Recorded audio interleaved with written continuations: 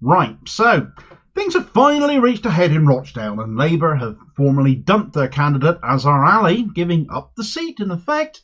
Things got a bit sticky wicket for them over the weekend when Ali went against the official back Israel at any cost, no matter what they say, no matter how hard it is to believe party line, by daring to have an opinion of his own, and agreeing with Egypt's explanation that despite having warned the Netanyahu regime something big was in the offing from Hamas, Israel likely facilitated the events of October 7th to give them the excuse to do what they've done in Gaza over the last 4 months. Yet somehow, some way, media reporting on this has been to blame not Keir Starmer, of course. 4 years into his leadership of the Labour Party, he's the anointed one to take over the country after all, the establishment choice now.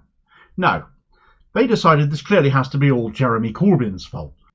Right, so Labour's Rochdale by-election campaign has completely blown up in their faces, completely their own fault and completely their own doing. But would you Adam and Eve it? The mainstream media seem to be blaming Jeremy Corbyn, or at least they want to put that seed of thought in your head, rather than blame the Brill Cream to Burke and the Zionist lobby that is basically in control of the Labour Party now. So, first and foremost, the Labour Party campaign of Azhar Ali in Rochdale is done, and it's done because of Labour's preposterous position on anti-Semitism. Ali did nothing but disagree with the Israeli line, the Zionist line, on the events of October 7th. Egypt's position has already been widely reported as contrary to that. The entire nation of Egypt hasn't been labelled racist as a result, but more and more people, as events have moved on, as Israel's claims get debunked more and more often, making that nation utterly untrustworthy in its claims.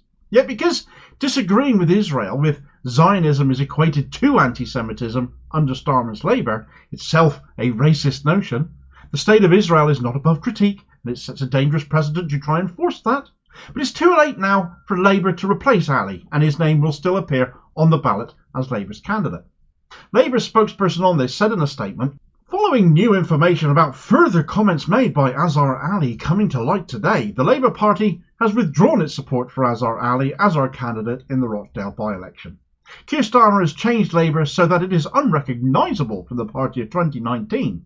We understand that these are highly unusual circumstances, but it is vital that any candidate put forward by Labour fully represents its aims and values.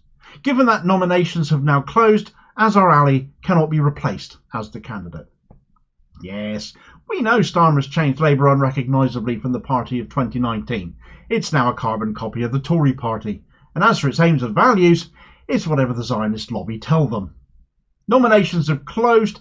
Ali will still appear on the ballot as Labour's candidate, but having been suspended from the party should he win, he will sit as another independent candidate in Parliament.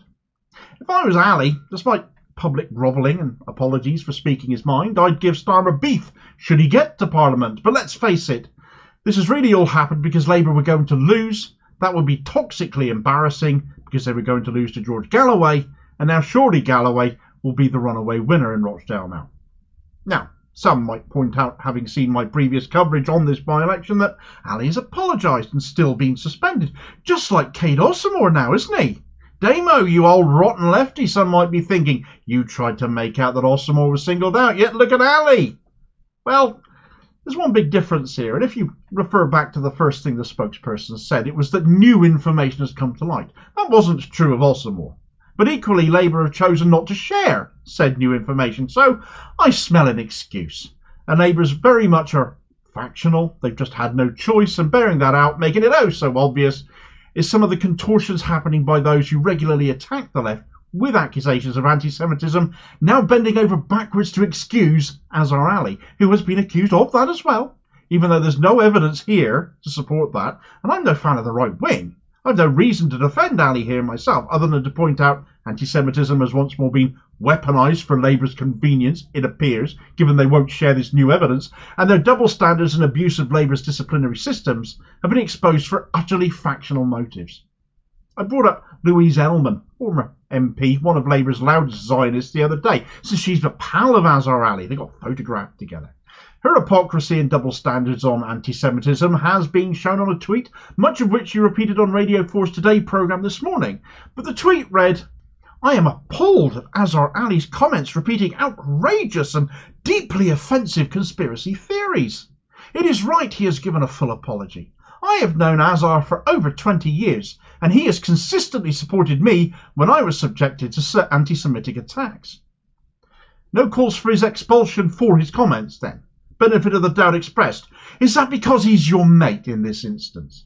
How long shall we say you've known Jeremy Corbyn for? Where was the benefit of the doubt for him when all those accusations against him were made? You just joined in with them though, didn't you?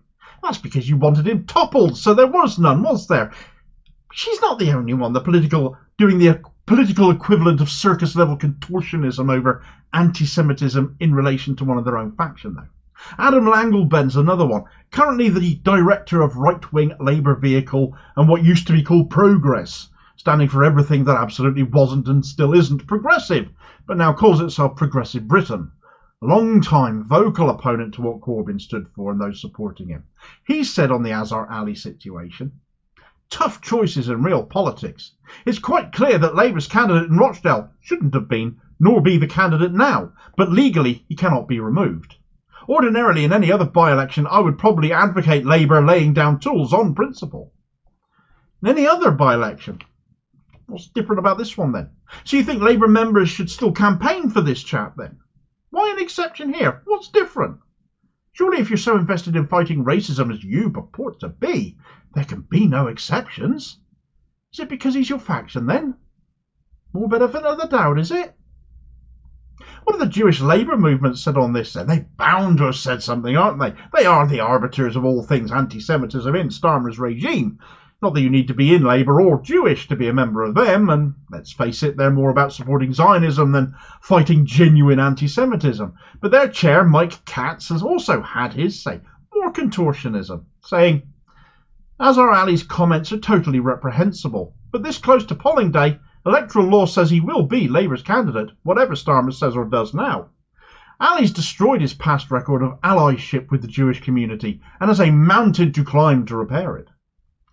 I take issue with this notion that people cannot be forgiven for a transgression by simply apologising for it anymore. How much is enough to satisfy you then, Mikey? How big is that mountain to climb? What's he got to do? Is it 12 labours of Hercules stuff here? And who made you the judge and jury anyway?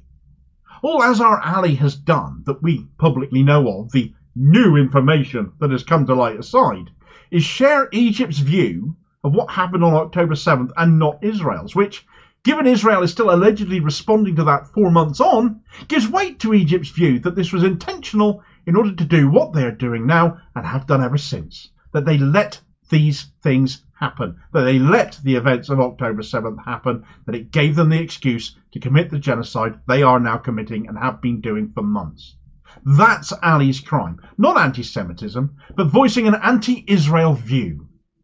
Confusing anti-Semitism with anti-Zionism is still very much the mainstream narrative here with the media, all despite the recent court case exonerating Bristol University academic Professor David Miller, which has made the landmark ruling that being anti-Zionist is actually a protected characteristic.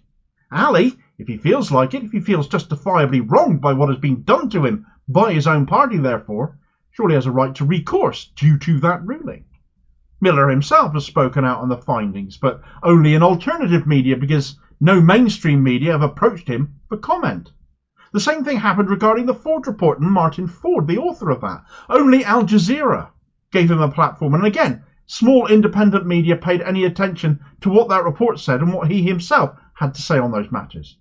Miller tweeted out just this morning in reply to someone asking him about just this, saying that, "No, Yvonne, I have not had a call from BBC News. Most of the mainstream press has, though, referred to the decision in my case as a landmark, which it is. I have not, however, been interviewed by any mainstream media outlet in the UK. I'm not hiding. They can pick up the phone or reach me via email. As anyone with access to the internet can tell, I have been interviewed all over the world on non-mainstream outlets, on podcasts, on X/Twitter Spaces, Al Jazeera, Mayadeen, Glenn Greenwald's System Update, on RT, Press TV, Pacifica, TNT and others, including right-wing outlets such as Talk TV, GB News, Unity News. Mostly that's in English, but also in Turkish, Arabic and Farsi. I used to be on the BBC all the time, but largely since the illegal invasion of Iraq, the space in the mainstream has contracted and constricted. It's a long road, but we are winning, and the last place that will become visible is in the Western mainstream media. And he is completely correct in that assessment, which finally brings me on to Jeremy Corbyn getting tied up in all of this. Thought you'd never get to the point, Damo, I'm sure some of you might be thinking. Well, this is in relation to Channel 4's coverage of what has happened in Rochdale, and as you know, on the TV news they always put up an image of said person that they are talking about, and Channel 4, often regarded as one of the better mainstream outlets, proved it is very much still a mainstream outlet, with all the caveats that should come with that, by showing an image of Azhar Ali sharing a stage with Jeremy Corbyn. Corbyn has had nothing to say about Azhar Ali throughout all of this at all. He's had nothing to say about the Rochdale by-election at all. Yet Channel 4 decides to use an image of Azhar Ali to subliminally say, look folks, he's a Corbynite. Boo! Hiss! Using this image, much more recently, obviously, of Ali stood with Starmer, would have been far more accurate.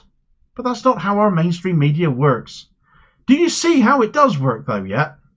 There was outcry and outrage. The story on Channel 4's website, which was also carrying this image, has now had the image of Ali with Corbyn removed. So badly have Channel 4 been burned by people incensed at their dishonest framing of the story and the man at the centre of it.